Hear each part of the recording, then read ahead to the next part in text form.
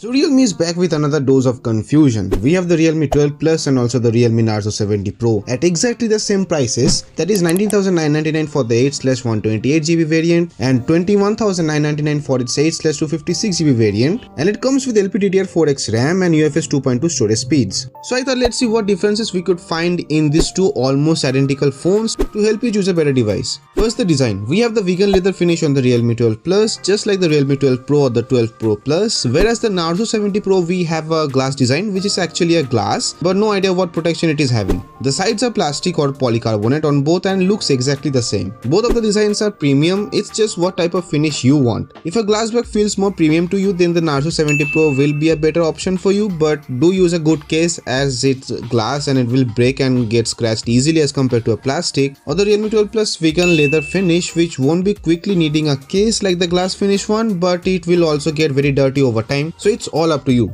But you get almost everything in the box including a soft case. Both of these devices have IP54 splash repellent design and also a set of stereo speakers. The displays are also exactly the same. Both of them has a 6.67-inch Full HD plus 120Hz AMOLED display. Again, no idea about what protection it is using, but these can reach up to 2000 nits of peak brightness on HDR content, up to 1200 nits on auto brightness and 600 nits on manual brightness. You do have slight thick bezels which is pretty evident at the bottom chin, but for the price it's a good display overall. The Narzo 70 Pro also has air gesture support like we have seen in the past in like LG devices or even OnePlus devices or even older devices from Samsung, but I have doubts on it how it will be practical in day-to-day uses. And both of them also has in-display fingerprint sensor. Both of them are powered by the Dimensity 7050, which is a decent processor for the price and can easily handle day-to-day tasks and even casual gaming. So you won't have much problems in normal performance of these devices. Both of them comes with Android 14 out of the box and will get 2 major Android updates, that means still Android 16 and 3 years of security updates, and this time Realme is also cutting down on its bloatwares and ads to make the software experience better than before, so it's a good step by Realme.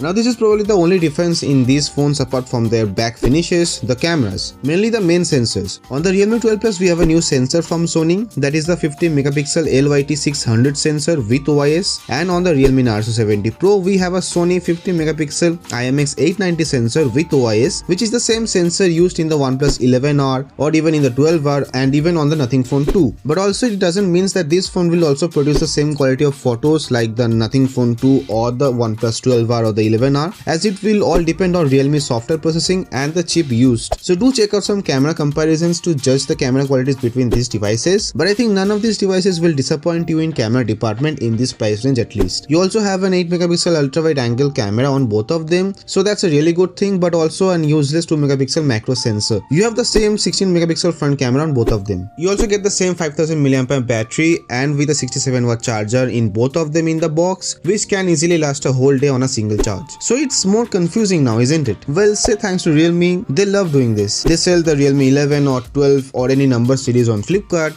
and then the Narzo series over on the Amazon. Rest is basically the same with different names. All I can say is to wait for a while, check the camera comparison, see which back finish you like more or which is better for you, or whether you will be using the air gesture thing or not, and then make the decision, as there's basically no differences apart from these. So yeah, if you see any of these devices on sale and costing less than the other, you can easily go for that. So this is Ridip and this is another video, and also see you guys.